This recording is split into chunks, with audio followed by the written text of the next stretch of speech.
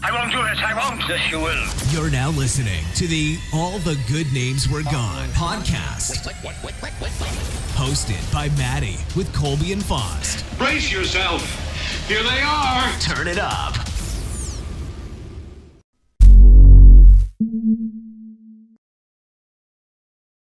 Hey everybody, what's going on? Your host, LovelyCheesePizza here. Welcome to another edition of Sports Sunday, where we talk about sports, life, and everything in between. And I just woke up from a nap after eating a heaping plate of meatloaf, corn chowder, and green beans and bacon, and then half of a baked potato. So the fuel is there to take me through tonight's wave of videos that are going to be going up, and this is the first of them. And we're playing against, what is this, our third matchup against the World Powers, so I think we're going to be in pretty good shape. We've made it through the first couple of matchups with them. We've had to make some adjustments in how we play them, but more or less, it's looking pretty good. The one thing that I want to try to accomplish in this game, though, because I didn't really get to do it in the first two, is I want to test the waters a little bit and see if I can steal on their catcher. I didn't really get an opportunity to do it last game, and so I'm going to see if that's something that we're going to be able to implement a little bit. Because if we can, oh boy, will we be cooking with country gravy. Because that'll be something that'll really help us out in tight spots. Not saying that, I mean, we may get ourselves into those, we may not. It's hard to say. But it's good to know that you can have it in your back pocket when the situation arises. So, yeah, I'm still just totally wiped out. I've had a pretty long weekend, and I have a pen that's going straight up my shithole. I knew something felt weird when I sat down in this chair. I was like, God, I'm sitting on like a roll of pennies or what? And then I found out that there's just a Pentel gel pen. Oh God, that was at like the apex. Like, if that thing would have been any higher, I don't think he would have caught that. And I think that the game was a little generous in letting us have it, because that's a lot. But I'm pretty wiped out, man. It's just I got home over the weekend. I had mentioned to you guys that I was going up to Seattle for the NPA Northwest Expo Northwest trade show for vitamins, and it was a very, very long day. It really was. Had to wake up at 6 in the morning. Oh boy. Oh, it's gone! What the hell? It didn't even show the score when it went through that. It's like the game didn't even expect it to go. Boy, that was weird. That was a really weird moment right there. It kind of glitched the game out or something. Alright, well, we are at our very first disadvantage in a while. We haven't been trailing a game for a bit, but hey, you know what? It's better that it happens in the first inning than in the ninth. That's all I gotta say about that. But yeah, so I had to wake up at 6 in the morning and drove all the way up to Seattle in the crazy inclement weather that we've been having down here.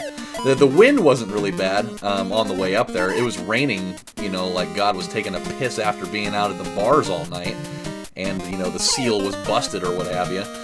But we actually we had a tree that fell down in our neighborhood here, I guess, while we were gone.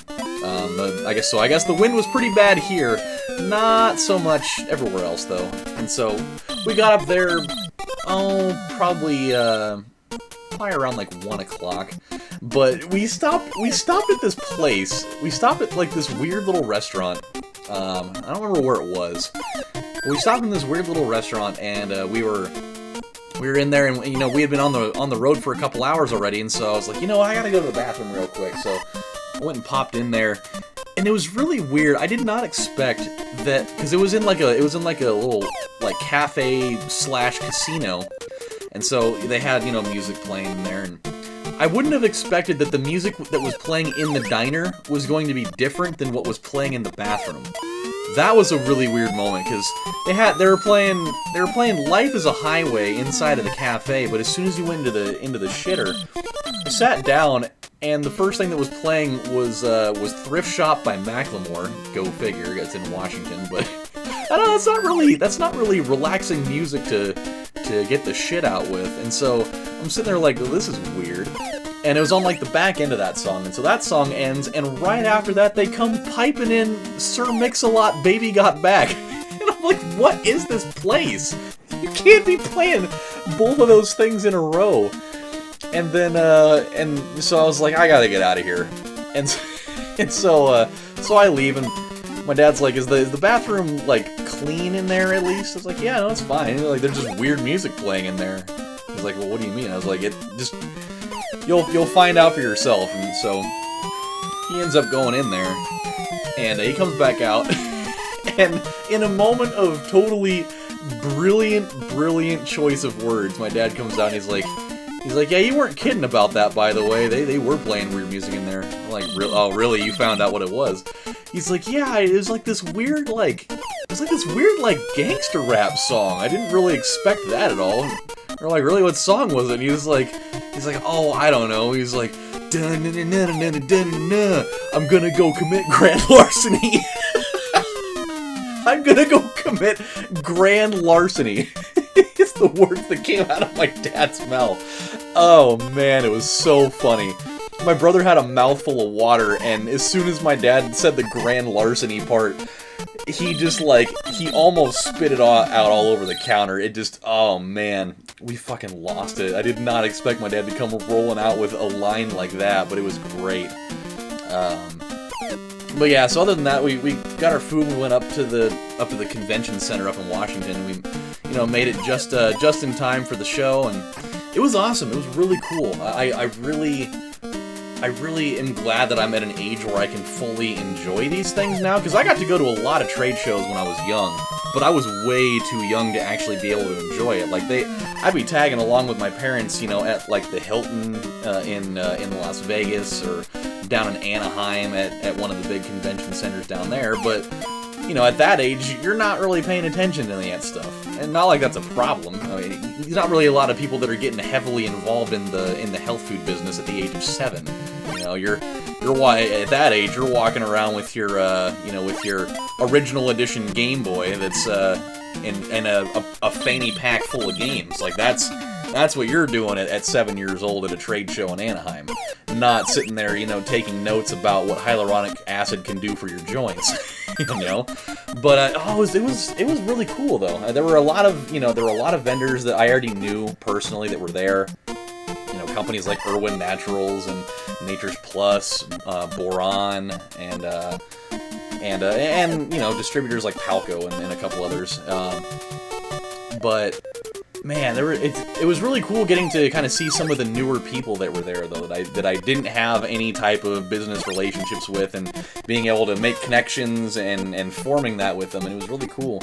And actually, one booth that I was at, I think it was probably Blue Bonnet Vitamins that I was at, I think it was, and I was talking with one of the guys there, and the other guy had been kind of working with other people the whole time, and so I didn't really get a chance to talk with him, and he asked me a question, and he hadn't heard me speak yet, and I answered the question, and I guess that, like, he heard my voice, and he just, like, all of a sudden was like, holy shit, he's like, are you on the radio ever? I was like, no, not, I definitely, I'd love to, but I haven't done that, and he's like, oh my god, how are you not on the radio? He's like, your voice is glorious.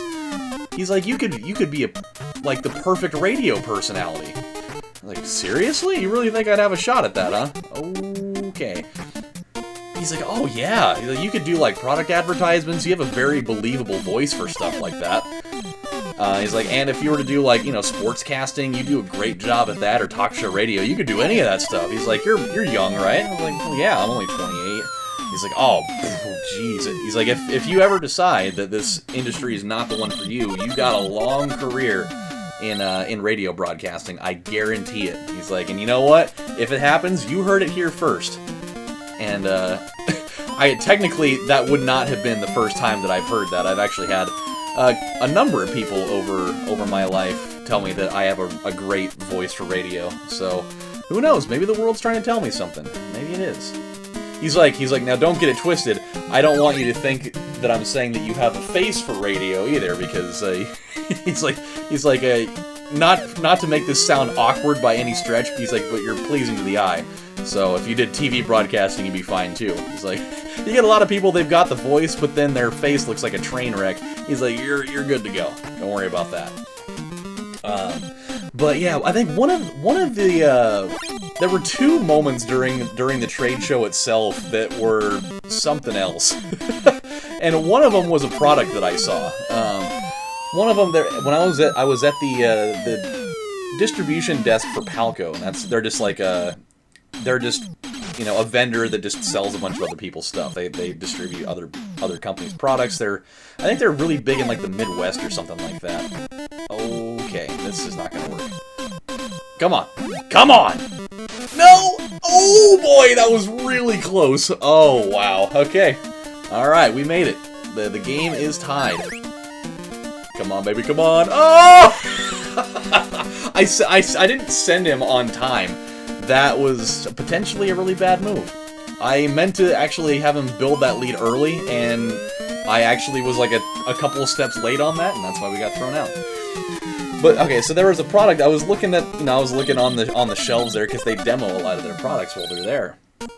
And you know, they had like some CBD oil things because everybody's really trying to go pretty heavy on you know, marijuana products since the legality is starting to sweep the nation at this point. So they had a bunch of those, and they had, like, you know, some herbal teas and different supplements and what have you, and some, you know, kind of checking out their wares.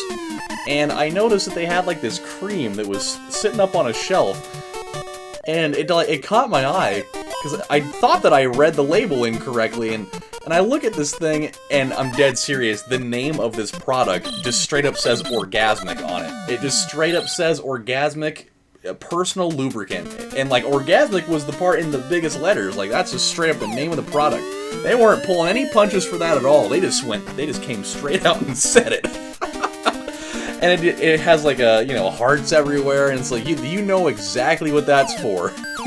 There is no question that that's what's going on with that. Come on, come on, come on, come on. Oh, here we go, here we go. Here we go. Oh, yeah. Oh, perfect. See, that's what we've been throwing points in the speed category for.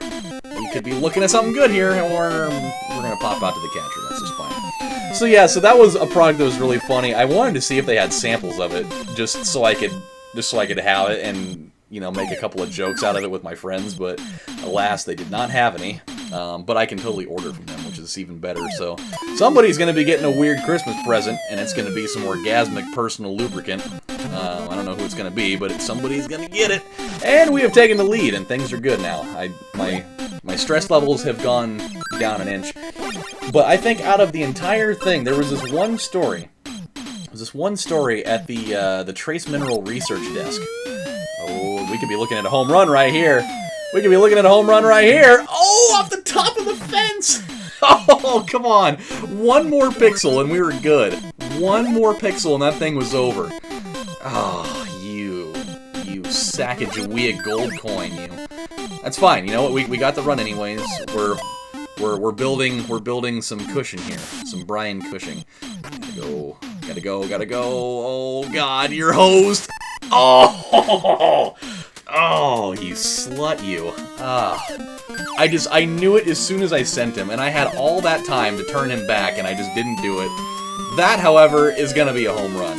Yeah, baby! And he just wanted to leave. The right fielder, he just wanted to go home. He didn't even want any part of that anymore. And now he probably has a concussion. Okay, well, we have blown this game wide open, so this is good. It's like the Cubs' 8th inning the other night, last night, actually. They were down, it was tied 3-3, and next thing you know, in 2 swings of the bat, it's fucking 8-3. A grand slam and a home run directly following, and then that was that. But the Dodgers just even it up 1-1 on a crazy, crazy awesome pitching performance by Clayton Kershaw. That's besides the point. But yeah, so I get to the Trace Mineral Research Desk, and there's a guy. He's like their in-house doctor of the company. And he was talking about, and he actually had pictures of it too, but he was talking about this crazy mishap that he had with a chainsaw. He was, I don't know what he was out, you know, probably, I'm assuming he was probably cutting his own wood or doing something. I don't think anybody was just running around having fun with a chainsaw just for the shits and giggles of it. And it was roughly about a month ago. And so he, actually, you know what? I'm gonna switch hitters here, even though I'm pretty sure they don't let you do that after a pitch has been thrown, but that's fine. So he was going on about the story about how, you know, he was out cutting wood and he accidentally cut himself with a chainsaw. And he cut himself deep. He said he cut himself like it was above the kneecap, but it went all the way down to the fibula, I believe it was. And he missed the main artery. He missed the artery by seriously by like an inch. If he would have been any further down, pretty much, he probably would have bled out and died from it. And he showed me a picture of the cut, and it was so gnarly. Oh my god, it was gross. And so, you know, he lost a pretty fair amount of blood, and you know they got him into the hospital, and he had to go through a pretty strenuous surgery to get the thing all closed up. And so, you know, later on, and so like his big thing is that, you know, they're selling trace mineral products there, and you know you can help you know, oxygenate your body, and that can really help with accelerating the healing process in surgically repaired wounds, and for like a lot of different functions in your system. Oxygenation is wildly important for that. And so if your mineral balance is off, that can contribute to so many things: dehydration, stress, anxiety, digestive problems, cancer, disease, various disorders. And so, you know, he goes on, you know, talking about what happens later on.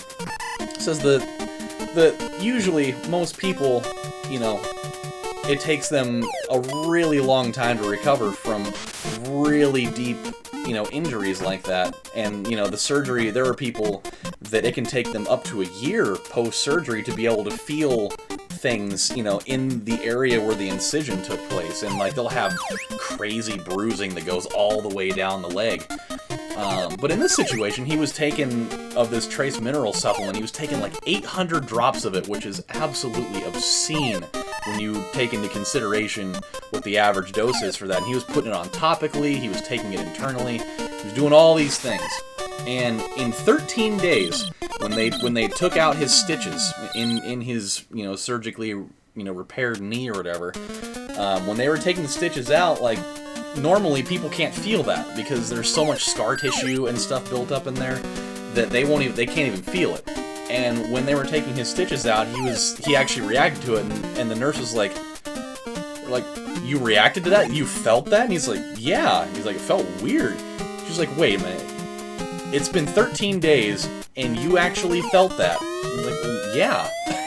He's like, "It didn't." She's like, "Well, did it hurt?" He's like, "No, it didn't." Oh no! Oh, that's just gonna be a long single.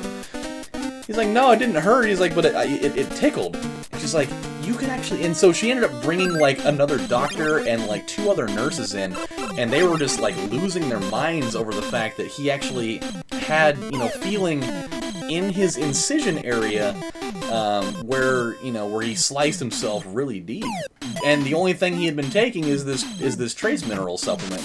And so, and one of their doctors had been a guy that had been, you know, doing these types of procedures for, you know, 35, 40 years. And he's like, in all of my years in this industry, I have never encountered something like that where somebody had a cut that deep and that wide, and they were able to actually have feeling like this in that window of time. Like, there are people that, you know, go a couple of years even, where they don't have that type of success. And he's like, "What have you been taking?" He's like, "Well, I've just been taking, you know, this particular supplement." He's like, "You're kidding me." He's like, "There's just no way." And then he ended up going, you know, further into it. But and then he actually like rolled up his pant leg and showed me his knee, and this was only a month in, and the entirety of the scarring was almost gone. Like you could see where it took place. But I mean, normally you get a scar like that from dudes that are having knee surgery. Like, it's pretty gnarly looking. Like, that thing, it's usually pretty big. The knee doesn't even look the same anymore a lot of the time, and so, you know, and it ends up being pretty gross-tastic after it. But he rolled up his pant leg, and you virtually, outside of just like some of the marks where you could see where the stitches had been, you almost couldn't see it. And that was one of the most astonishing things I think I've ever seen with a healing item like that. I You hear a lot of things about, like, oh, well, I had arthritis and I put this cream on and, I was able to have, better range of motion, or, I had the flu for, 3 weeks and I took this supplement and my immune system kicked in, right away, and I was able to, kick my influenza A right in the fucking ass or whatever, or, this and that, or, I'd been studying for finals and I just couldn't retain any information to save my life, and I took this brain supplement and, I ended up having the best score I've ever had on a test in, all my years of schooling, or anything like that, just your average type of thing. But I've never seen, especially with a trace mineral supplement isn't really designed for that kind of thing. It can be helpful, I have now found out, but that's not really its function by design. And to hear a story like that, it just like blew my brain away. And the better part is, I'm totally getting an 8-ounce bottle of that stuff for free. So, that's pretty rad. He's a really, really cool guy, too, by the way. Like, one of the nicest people I've ever talked to in my entire life. But he's like, look, he's like, do you have any of your own issues? I was like, hey, stress, digestion, trying to lose some weight, that type of thing. He's like, hey, follow this protocol. It will definitely, at the very least, help with the stress and with the digestive stuff. I guarantee it. He's like, if you need help, you can call me on my cell phone, this type of thing. That is unbelievably great, like showmanship and care taken at a seminar like that. Because usually you go to a trade show and, I mean, these guys are really generally there to sell their product. But this guy, like, it's a very rare occurrence that you actually find people that are working these booths that actually, like, want to sit down and take the time to talk with you for... I got to talk to that guy for on the upside of almost a half an hour about this stuff. And for a guy like that that's, working a booth, to actually, sit down and spend that type of time with me to, really, find out what's going on in my life and try to give me stuff to help me, help out my personal situation. It's really cool, and he did the same thing with my brother, too. So, like, this guy really went way above and beyond the Call of Duty to make sure that, we had the information that we needed and that we, had something to go with at the end of it all. So, super cool, man. That's one thing that I love about this industry, is that it is an industry of helping people. It's not, all predicated off of just, sales and money. It really is about giving people tools to change and improve their lives, and it's really awesome. And there's so many innovative products and things that exist out there that just, like, blows your mind with the stuff that these formulators can come up with. Are we looking at a Grand Slam? Oh, it's gone! Oh, yeah! Oh, the Grand Salami, if we're going in terms of the Seattle Mariners. Which is a great quote, by the way. I've never been a Mariners guy, but Dave Niehaus, when he came up with grab the rye bread and the mustard, Grandma, it's a Grand Salami. It is still one of the greatest sports quotes, I think. So I'll give the state of Washington that one, but that's as far as I'm going. Well, that and Ken Griffey Jr. I'll give him that too. He was pretty awesome.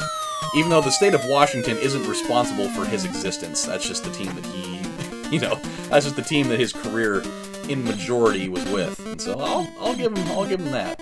By the way, this game got out of hand real fast. I mean, for what was it, like 4-5 innings? For 4 innings, they had the lead on us, and then this thing cascaded out of control so fast. I mean, I'm not saying we're out of the woods yet. We could have the most monumental collapse in the history of a baseball game, because I don't think that anybody has ever come back from a 13-1 deficit in 1/2 inning before. I'm sure, but you know what? Records are made to be broken. They really are. Even if they're ones, based out of futility, it's always a possibility. Oh boy. Going across. I should have known better. I thought that I could get away with going across just once. I thought I could do it just the one time. 2 innings, 1 run. It's fine. It's fine. It's fine. I'm trying to get that ERA. Oh no. Oh, come on. The most stressful run of like 15 feet ever. Alright, well, we did it. A 6-run 9th inning really put that whole thing to bed. Perry gets his 10th win. Snake's got himself a home run. Buzz got the grand slam, I believe it was, and everything is good. Hulk, man, dude, that home run that Hulk had was something else. That thing was weird. It just, like, the game just didn't even acknowledge that it happened. It's just like, oh, that's a really, really hard line drive. Oh, it's over the fence. Well, here's, you know, it's just, all right, well, the game's whatever it is, so you know, see you later. But, you know, what do you do? Okay, so let's see who... Okay, so he's at 30. He's at 30. We got a couple players at 40, so I'm just trying to figure out who it is. He's at 40. Okay. He's at 40. He's at 30. Maximum 69, because he's a snake. Oh, he's actually maxed out. Okay, Uncle Frank is no longer able to receive monetary things for himself. He's almost there. He actually kind of looks like, he looks like, Don Flamenco. Yeah, he looks like Don Flamenco from Punch-Out a little bit. He's got like a little bit of the same thing in the face. I knew his face looked familiar. He's at 55. The Coke binge is just about at his apex here. Let's power him up a little bit. 3 points. That'll be pretty good. We'll give him a defense and we'll give him a batting. Boy, he is just the icon of balance if there ever was one. And then let's go with Gus Polinsky here. He can use something. Ooh, 4 points. This is good. All right, 1 prestige. We'll give him 1 for defense, obviously. 1 running, and then we'll give him 1 in batting. So he's looking pretty good. He's still got a number of points left. He's got the devious face there. His face almost looks like the emoji, minus the giant nose and the wrong-colored, you know, non-jaundiced skin. So that's what we got there. All right, well, it's all looking pretty solid at this point, my friends. The streak lives on. And, yeah, dude, that trade show was awesome. They're actually going to have another one here in Portland in March, and I'm really excited for that because I don't have to wake up at, you know, 5 in the morning to go up, you know, to go up there and then drive all the way back. So it's going to be good news. It's just, you know, 45 minutes up the road. Everything's awesome. So we'll have more stories another time. But until then, my friends, we are an astounding 33-0. There are 17 games remaining, so let's see if we can keep it going. But until then, my friends, this is your host, Lovely Cheese Pizza, saying thank you guys for watching, and I'll see you next time. Bye, everybody. Take care.